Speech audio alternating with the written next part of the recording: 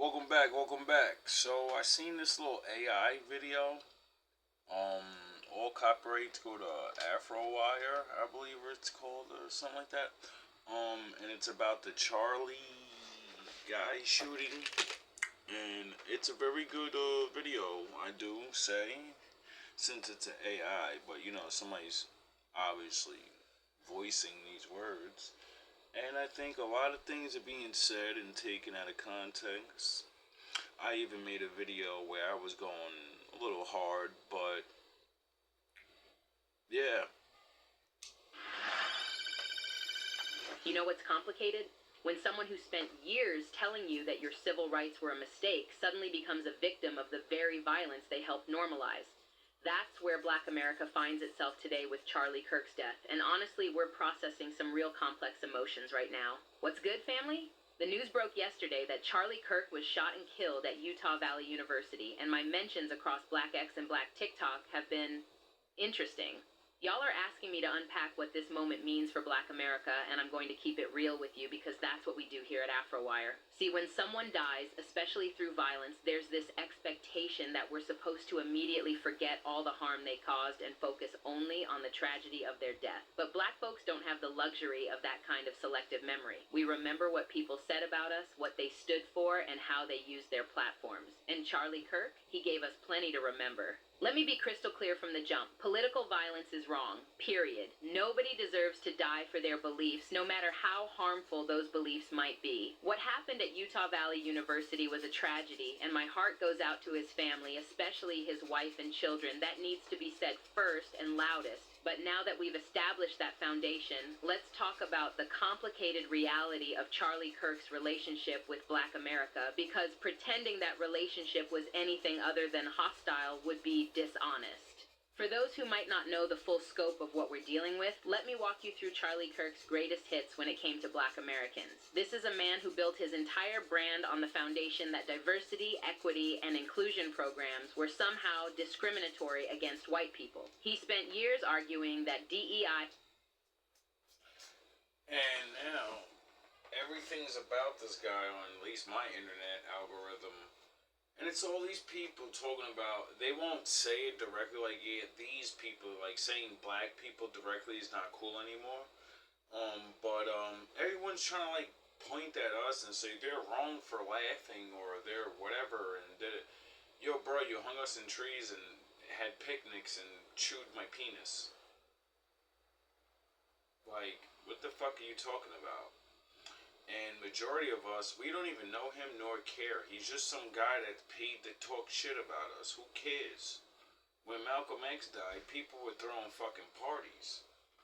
Initiatives were lowering standards, and that black folks in corporate America, in universities, in positions of leadership were somehow less qualified than our white counterparts. Think about what that messaging does to a community. When you have someone with millions of followers constantly suggesting that black success is somehow illegitimate, that our achievements are handouts rather than earned accomplishments, you're not just disagreeing with policy. You're attacking our dignity, our competence, and our right to exist in spaces that were historically denied to us. And now it seems like we gotta get put as like oh, they're talking, they're laughing or whatever people are saying. Like this one comment I seen was kind of fucked up. He said, now his kids don't have a father, and I would have never knew what that comment actually meant if I didn't spend 5 seconds of just going to watch Charlie speak for himself and watch him destroy the morale of a young black kid and talk about how, yeah, all you must use are just leave your fucking kids and your communities aren't shit because you don't have fathers. And then, now his family doesn't have a father. You know what I mean?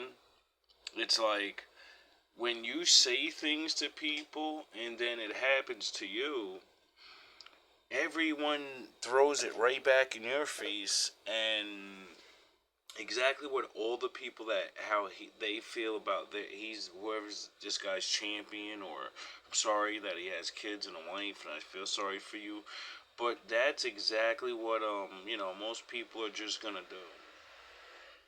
And then the irony of all of this, yous are worrying about how we feel and trying to make it like it's a like we're trying to like incite more violence. A white kid popped him, not a black guy. A white guy did it. So, yous have problems with yourselves. Yous don't have a problem with me. In my opinion, my laughing, my anything. We've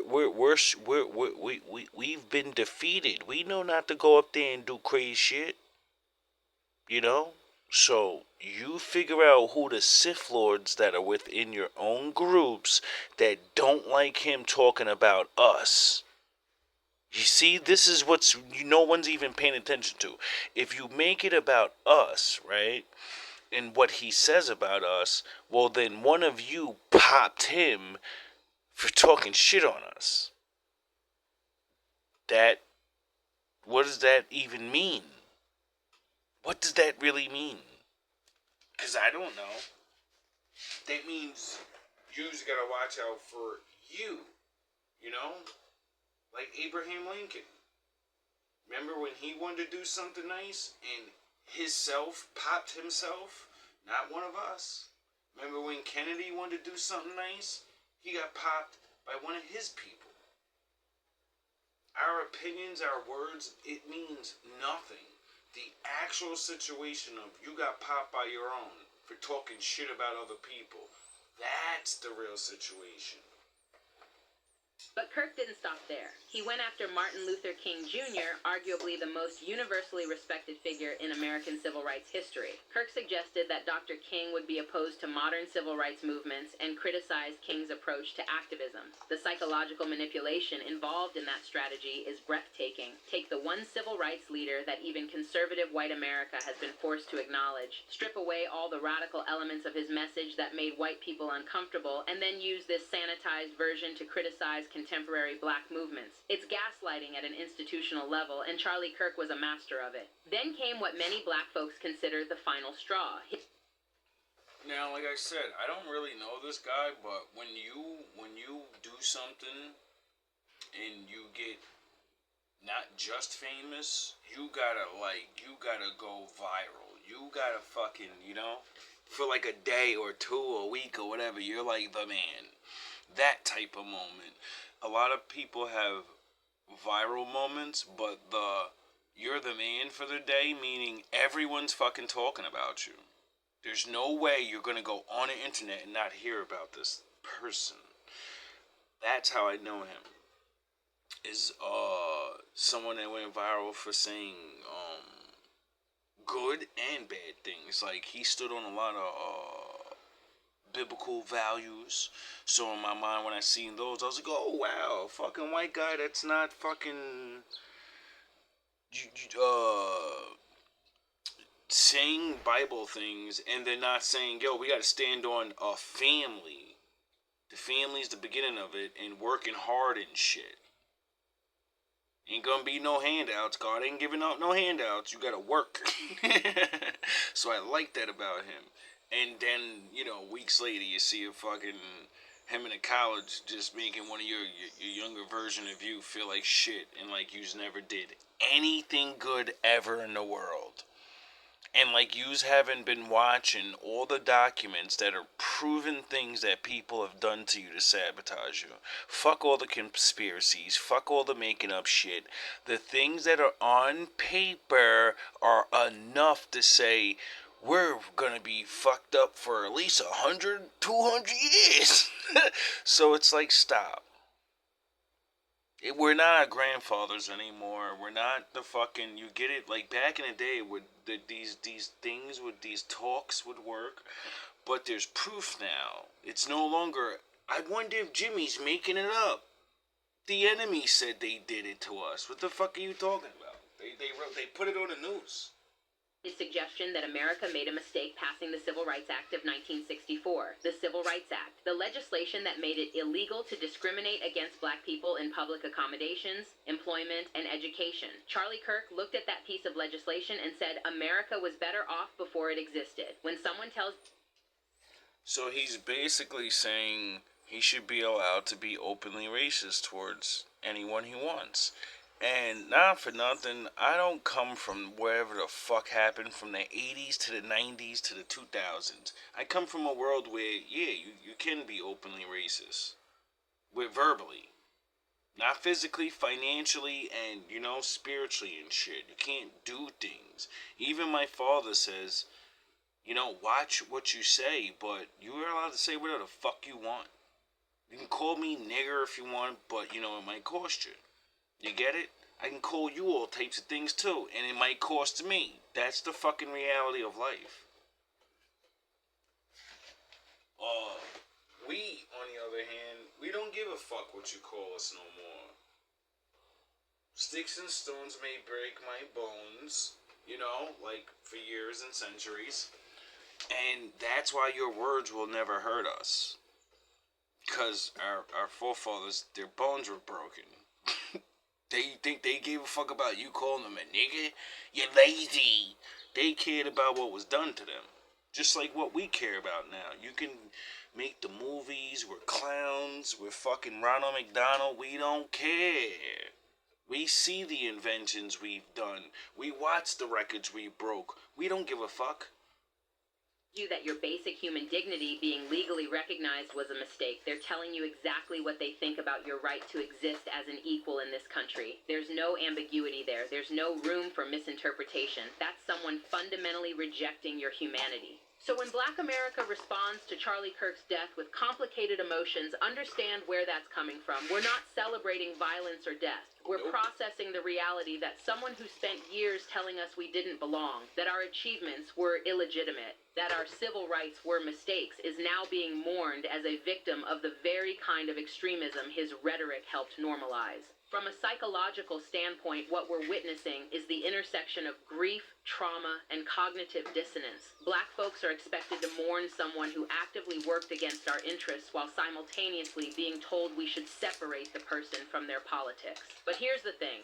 For marginalized communities, other people's politics aren't abstract concepts. They're life or death realities that determine whether we can get jobs, housing, education, healthcare, and basic dignity. Charlie Kirk's politics weren't just opinions. They were weapons used against black advancement, black dignity, and black humanity. So when he becomes a victim of political violence, Black America finds itself in the impossible position of condemning violence while also grappling with the reality that this person caused real harm to our community. This is what complex grief looks like on a community level. We can simultaneously believe that no one deserves to die for their beliefs while also acknowledging that some beliefs are harmful and destructive. We can condemn political violence while also refusing to engage in historical revisionism about someone's legacy. The truth is, Charlie Kirk's death doesn't erase the damage he did to Black America. It doesn't undo the messaging that told young white people that diversity was their enemy. It doesn't take back the years of content that portrayed black success as illegitimate. It doesn't resurrect the dignity he stripped from countless black professionals who had to endure being characterized as DEI hires rather than qualified candidates. What his death does do is force a conversation about the consequences of extremist rhetoric and the climate of political violence that's been building in this country for years. And here's where it gets really complicated for black folks. Charlie Kirk was both a contributor to and ultimately a victim of that climate. He spent years normalizing the idea that certain groups of Americans were enemies of the country. He built a brand on division. And then he got popped by his own people. You get the irony in that. You get you're worrying about me. You're saying I'm lazy, I'm a bum, I might be a threat one day, I might go crazy. And then one of you, a 22-year-old, takes you out. Maybe you should have been talking about, things like that. Like, we need to talk about, like, some of the white kids that are watching these extreme videos or whatever, conspiracy videos, because, like the CEO guy that got shot by that college kid, and all these other things that are happening. There are so many things that are like, we got people blowing up fucking Tesla vehicles in front of Trump Towers as both these people are in fucking the highest seats, the presidency. And it was an army guy, a white guy. You get it? Everybody, how are black people even mentioned in anything what the fuck is going on? What's really going on? Because I keep, like, my algorithm is lit up with this guy, and I'm like dipping and dabbing, and I keep seeing people like push this rhetoric that we're like all cheering, and nobody really cares about him, bro. Like, not for nothing. That one guy going down doesn't change anything. You know what I'm saying? He's not pushing buttons. He's a mouthpiece. It's like the Wizard of Oz thing. He's the fucking talking head. If he goes down, they just put another head up there. Who cares? You know what I'm saying? If there's no speaker, will things still, do people call me nigger? Will people still treat me like, you get it? Does that help our situation? You get it? Because we're all living here. And we all seem to be complaining about the statues of living. On othering, on suggesting that black advancement was somehow a threat to American greatness. And that kind of rhetoric creates a permission structure for violence that eventually consumes everyone, including the people who helped create it. From a strategic standpoint, Black America is watching this situation and learning important lessons about the sustainability of hate-based movements. When you build your brand on division and extremism, you create forces that eventually become impossible to control. Charlie Kirk discovered that the monster he helped feed eventually turned on him. But let's talk about what this means moving forward, because Black folks are always thinking about the future, even in moments like this. Up here. Especially in moments like this, because like, I keep playing the Paul Mooney thing. I can't play my little skits. I'm on my regular phone now. But I'm doing this so I can put it on my main channel. So if you want to see the awesome version of this with the funny shit and the jokes, like I just said, I see people pushing like we're like some big bad wolf. Like we're cheering on fucking tyranny or assassinations, and we want to see people. No, you're not gonna push that on my people. We don't give a fuck. We're not allowed in power to do anything. We don't have money to fucking hire people, and we don't give a fuck. And it ain't us bussing. So we learn to just sit in the corner and say, we're going to watch the TV show. Stop trying to put us in the TV show. We did the work. We were in a TV show. We were in the Matrix with yous for a while. Can we sit in fucking Zion and watch what yous do? Stop trying to put it on us. Or involve, like, you know what I mean? Stop trying to get people to get mad and fight me or some shit on the streets. It's stupid. It's obvious.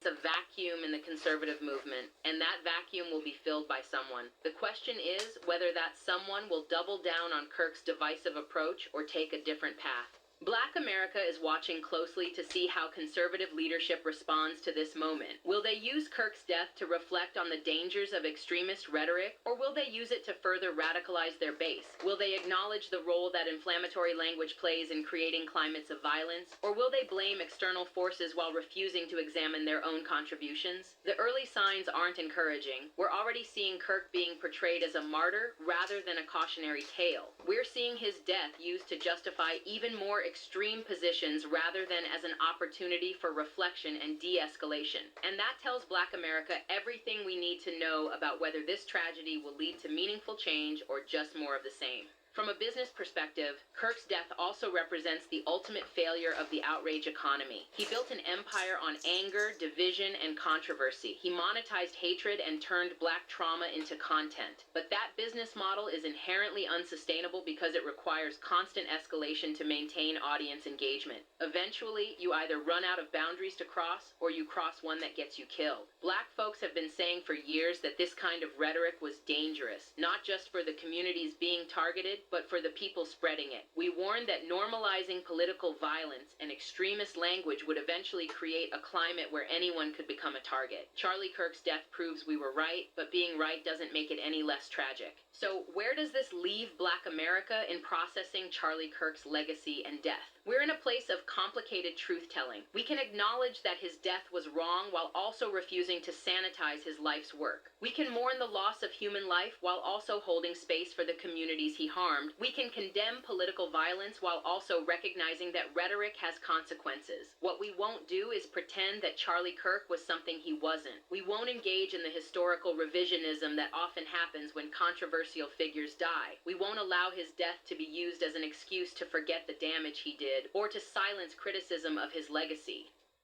Yeah, we're just gonna stop talking about him. And you'll just be another guy that hated us and got paid for it. So what? It's hard in this world. We understand. See, we get why other people betray, why our own fold. Why we get it. It's fucking hard in this world. You know, you learn that shit in high school with the bullying and the cool kids club. Everybody fucking learns it, and all it is just the grown-up version. We don't give a fuck. The so-called black elite just lost their grip on our community, and the Democrats are scrambling because they can't deliver the plantation vote anymore. The Boulé's influence is gone, and we did that. Let's talk about something that's been hiding in plain sight for decades, the Boulé. For those who don't know, we're talking about the network of black fraternities, sororities, and their graduate chapters that have positioned themselves as the gatekeepers of black political thought. These are... Well, we're gonna stop this here, give you a little warm-up for what's coming next. This Afro Wire AI, I never seen this before, and you know, I don't really like trusting computers, AIs, but it ain't like I always keep telling people, I don't care if it was fucking Satan himself sitting here giving a message. I'm gonna listen to you, I'm gonna see where you're lying, and I don't give a fuck. You can't lie without telling the truth. You get it? So that's why the Lord made me have common sense and learn how to see lies and then see the truth in it. So, what I've seen so far, like that little Charlie thing, I myself wish I had the elegance to speak like that. You know, to actually what you really feel and then speak it without getting frustrated or whatever the things that make us not use these words when it's needed. You know, and make your point get across and not just your frustrations. And I don't know, I'm gonna look at this channel a little bit more because I've actually never watched the AI channel before. At least that I know that it is, you know what I mean? This is open. It's saying it's AI, and you can tell it's AI, like, video that has a person and stuff. But, you know, like I said, I'm just here to deliver these messages and get some people to actually leave my people alone and stop, you know, we're done with the boogeyman thing. It was cool, like, fucking years ago when there was so many of us and we were doing whatever or whatever. Now it just doesn't, none of this shit will make sense. It just doesn't make sense, you know? And I'm gonna keep throwing in anybody's faces, you know, like, you're kind of like, how you just putting us in it, or one of you popped him. I'm sure there's plenty of other online things where people are saying things and they're white people, and they're probably like, oh, he deserved it, and fuck that guy, he hates my best friend, he hates my husband, he hates my wife, he hates my children. You get it? You get it? So, it's like, why aren't I seeing videos like that? And the one thing amongst all of it, why aren't people talking about how, like, this is going to change a lot of things when it comes to, one, like, speaking, because, well, it's never not really changing anything, because people are, it's amazing we live in a world where we're like, well, see this happen, and then everyone's like, oh my god, you can die for speaking things, and it's like, where the fuck have you been living for your whole life? When have you never seen it? You never seen it. You never seen it on the regular street. You never seen someone stand up for themselves and another person say, I do whatever the fuck I want around here, and they go, no, you don't, and then somebody goes bye bye. Everybody is acting like these things just happen for the first time. Anything. This is why the Bible says, like, learn history, because nothing is new under the sun. So when you see things happen, it won't startle you so much and scare the shit out of you. Like, oh my god, someone died for their political beliefs from some radical or some setup. Because it's really getting interesting how many 22-year-olds, young white males, want to actually attack their own country. Like, I mean, it won't be the first time, because in history they said it's a civil war. So I will not put that past you guys and how yous rule things. Like, yous understand, I guess, the old ways. Sometimes you gotta talk, sometimes you gotta negotiate, and then sometimes you end up hating each other so much that, you get violent on each other. I'll be in the corner.